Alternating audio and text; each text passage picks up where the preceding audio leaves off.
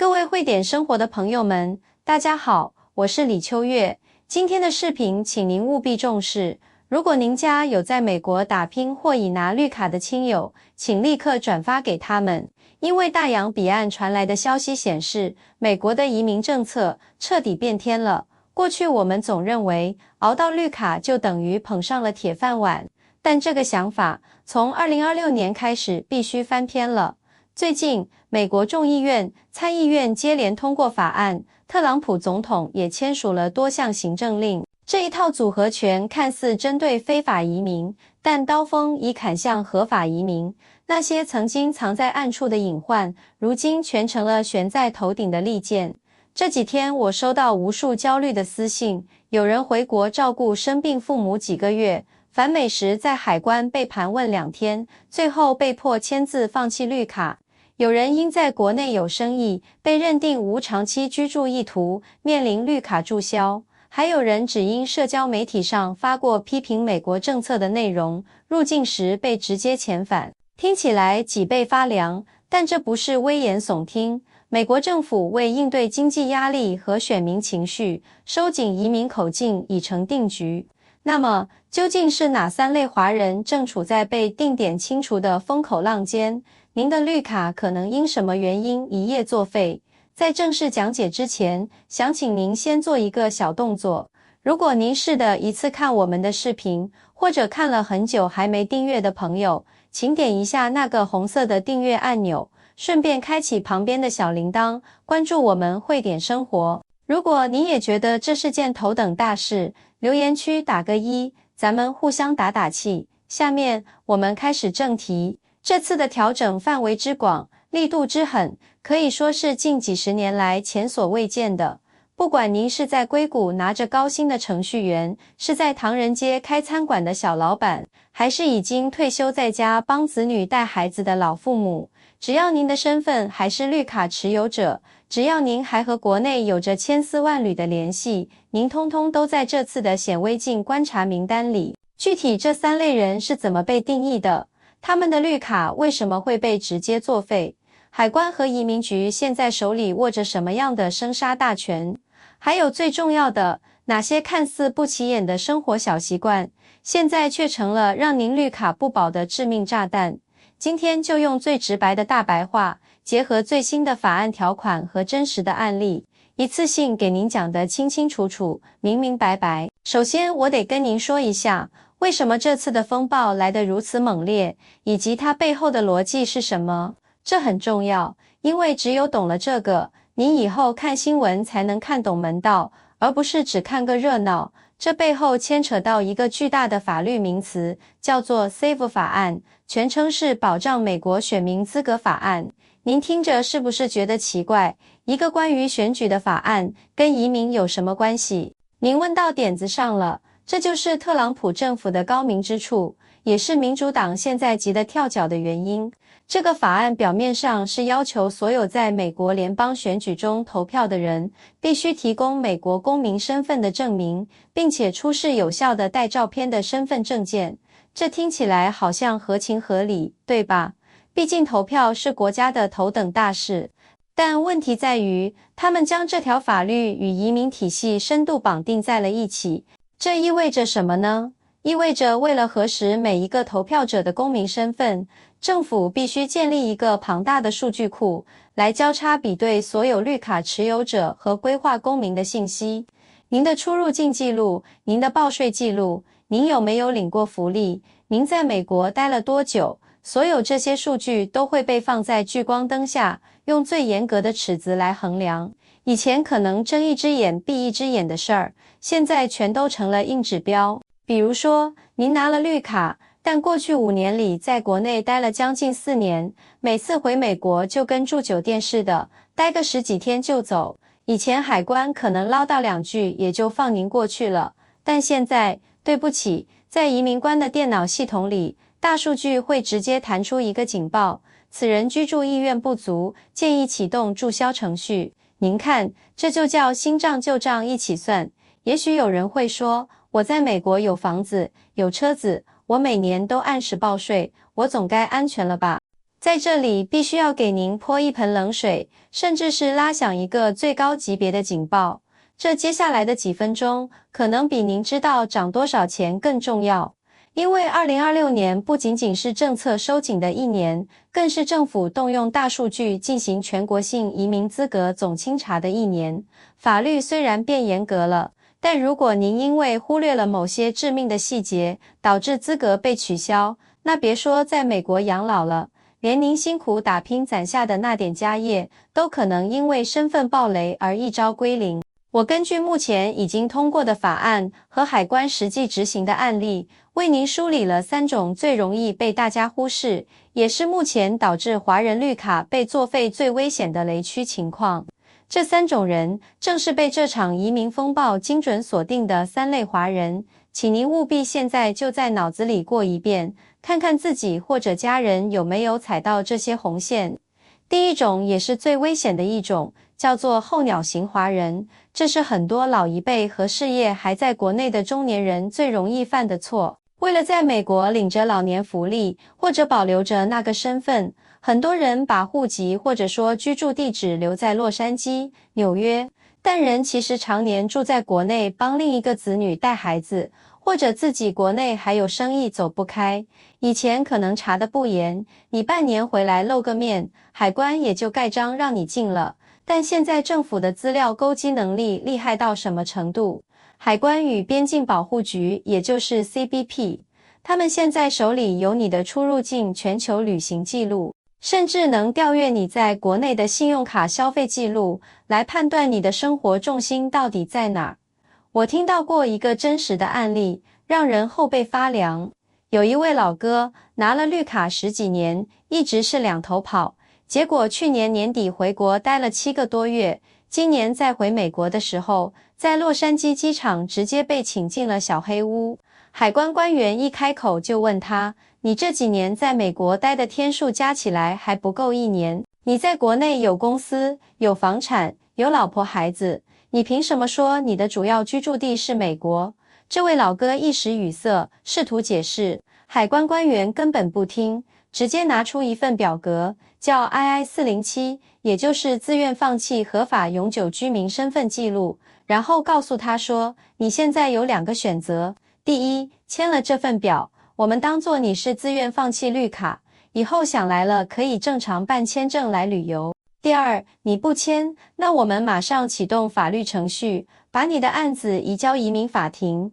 但这期间你会被扣押，甚至可能被关在 detention center 里几个月等开庭，而且最后你大概率还是输，但会留下一个被驱逐出境的案底，这辈子都别想再来了。您听听，这是不是逼你就范？而且最阴险的是，很多人在那种高压、恐惧、语言又不通的环境下，稀里糊涂就签了字。这一签字，等于亲手把自己的绿卡给撕了。所以必须提醒您，如果您是属于这种候鸟型的华人，现在就要开始重新规划您的时间分配了。要么下定决心，每年在美国老老实实待够半年以上，把驾照、水电、费单、银行流水、医疗记录全都搬到美国来，证明你确实在这儿过日子。要么，如果国内实在放不下，那您就得做好心理准备，绿卡这个东西可能真的保不住了，千万别想着两头都站着。在这个严查的时代，最后的结果很可能是两头都落不着。第二种危险的情况叫做财不外露但被牵连型的华人，这一条特别针对那些家里有做生意的子女，或者自己在美国拿着绿卡但在国内有企业的朋友。很多长辈会想，我自己没钱啊，我在美国就一套小房子，存款也就够花几年，我怎么可能被盯上？您问得好，但您忽略了一个核心问题，在美国的社福体系里，尤其是涉及公共负担这个审查条款时，看的不仅仅是您自己兜里那几个钢镚。根据2026年最新的指引，审查官会综合评估您的年龄、健康状况、家庭状况、资产、收入以及教育背景。但最要命的一点是，如果您是和美国公民或者绿卡子女住在一起，或者您的子女在法律上对您有赡养能力，那么您子女的收入和资产在某种程度上也会被算进家庭总所得这个概念里去，这就出现了一个非常荒诞但真实发生的悲剧。比如您在广东的儿子，这几年生意做得风生水起，刚在上海买了一套大平层，账户里股票基金好几千万。虽然您远在美国，省吃俭用，从不花美国政府一分钱，但在移民局的系统里，大数据一拉，发现您儿子的资产高得吓人，他们就会得出结论，您的家人完全有能力赡养您，那您为什么还要在美国赖着？如果未来您一旦生病，进了医院，付不起账单，是不是就要动用美国的福利？为了避免这种潜在的公共负担风险，您的绿卡续签或者入境审查就会变得极其困难，甚至可能直接被拒。这听起来是不是很冤枉？但这就是现在正在发生的现实。还有另一种更直接的打击，是针对那些在美国开公司的绿卡持有者。美国小企业管理局，也就是 SBA， 最近修改了贷款项目的指导规则，从2026年3月1号开始，明确规定，所有申请 SBA 贷款的人必须是美国公民或美国国民。这意味着什么？意味着哪怕您是一个老老实实的绿卡持有者，哪怕您只拥有一家公司 1% 的股份，只要您的公司去申请这种联邦政府 backed 的贷款，您的这个身份就直接把公司的申请资格给搞没了。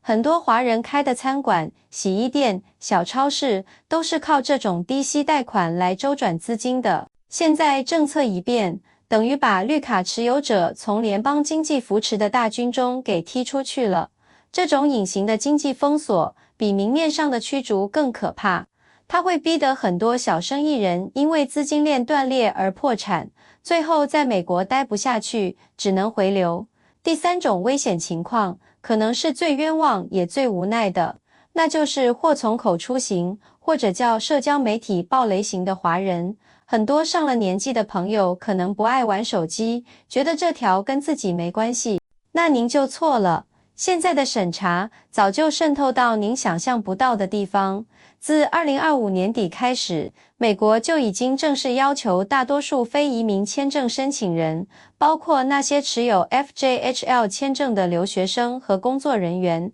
在申请时提交过去5年的社交媒体账号信息。虽然目前对绿卡持有者的社交媒体审查还没有全面铺开，但在入境的时候，海关官员有绝对的自由裁量权，他们可以随时要求查看您的手机，翻看您的朋友圈、聊天记录。这不是说危言耸听，您想想看，如果您在微信里跟老朋友抱怨过一句美国看病真难，还是中国方便，或者转发过一篇关于国内生活多滋味的文章，甚至在家庭群里发过一些对于美国当前政治局势的调侃，这些内容一旦被截图、被翻译，到了海关官员手里，就完全变了味。他们不会理解这是闲聊，他们只会把这些解读为，你看，这个人的心根本不在美国，他对美国有诸多不满，他随时准备回流。这种主观上的意图判定是最难辩驳的。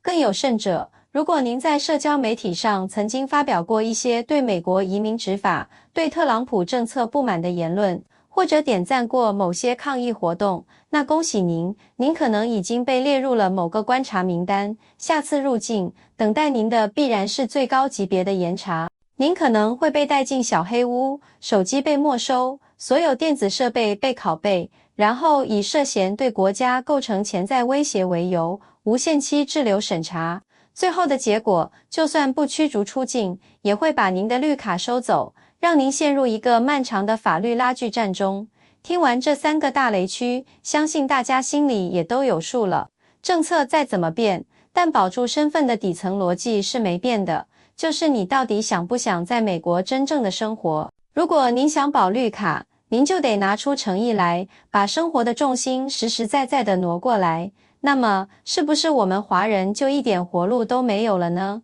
也不是。常说，上帝关上一扇门，往往会打开一扇窗。在这场变天的风暴中，我们也看到了一些新的机遇。比如说，这次暂停签发移民签证的乌龙事件，虽然最后被证实是系统错误，但它背后的信号非常明确。美国对公共负担的审查已经到了近乎苛刻的地步。但是，请注意这个但是，唯独有一类移民在这次风暴中岿然不动，甚至因为排期问题得到缓解而迎来了黄金窗口期，那就是 EB-5 投资移民，特别是新法案下的预留签证类别。为什么它安全？因为它的逻辑最简单粗暴。你不是担心我占用福利吗？我不但不占用，我还给你送钱，给你创造就业。这类申请人本身就是自带干粮的，根本不需要去证明自己会不会成为公共负担，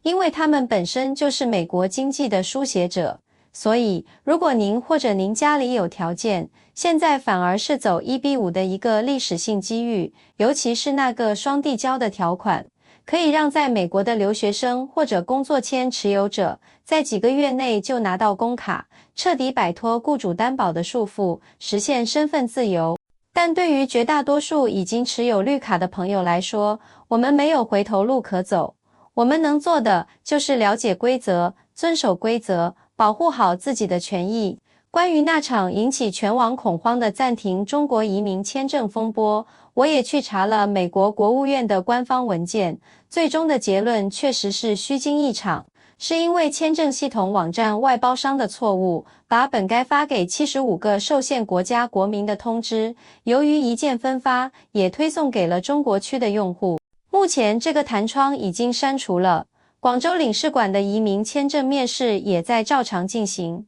但您说，为什么一个乌龙能让几十万家庭彻夜难眠？还不是因为现在的风声实在太紧了，大家的神经都已经绷到了极限。最后，跟各位会点生活的朋友们说几句心里话，在美的华人，无论是留学生还是老华侨，都过得不容易。年轻时背井离乡打拼，为的是给后代创造更好的环境。老了却还要面对身份问题的困扰，甚至可能要面临与子女分居两国的痛苦抉择。这种夹缝中的生存，没有经历过的人无法理解。但日子再难，我们也要清醒地活下去。这次的移民变天，是全世界民族主义和保护主义抬头的缩影。物价上涨，福利收缩，身份审查收紧，这些都是我们正在面对的难题。说实话，我们可能无论如何努力，都无法改变大环境走向。但这好比寒冬里的棉袄，虽然不能把冬天变成夏天，但至少能让我们保住体温，不被冻僵。在等待风暴过去的日子里，大家要多注意身体，多留个心眼。钱再多，不如身份安稳；身份再稳，不如身体健康、家庭团圆。如果您觉得今天整理的这些消息对您有帮助，或者您身边还有朋友不知道这场风暴的严重性，请一定要把这个视频分享给他们。也许您动一动手指，就能避免身边一个人在机场稀里糊涂地签了那份要命的 I-407表格。也欢迎大家在底下留言，告诉我您或您朋友最近有没有遇到过类似的盘查，或者面对这种严苛政策，我们华人到底该怎么自处？大家一起聊聊，互相打气，抱团取暖。在这个信息爆炸的年代，我们最需要的就是真实的声音和彼此的支撑。我是李秋月，在汇点生活陪您一起关心生活大小事，守护我们的身份与老本。如果您还没按赞，记得点个赞支持一下秋月，也不要忘了刚刚说的订阅并开启小铃铛，这样才不会错过下一次的重要通知。我们下期见。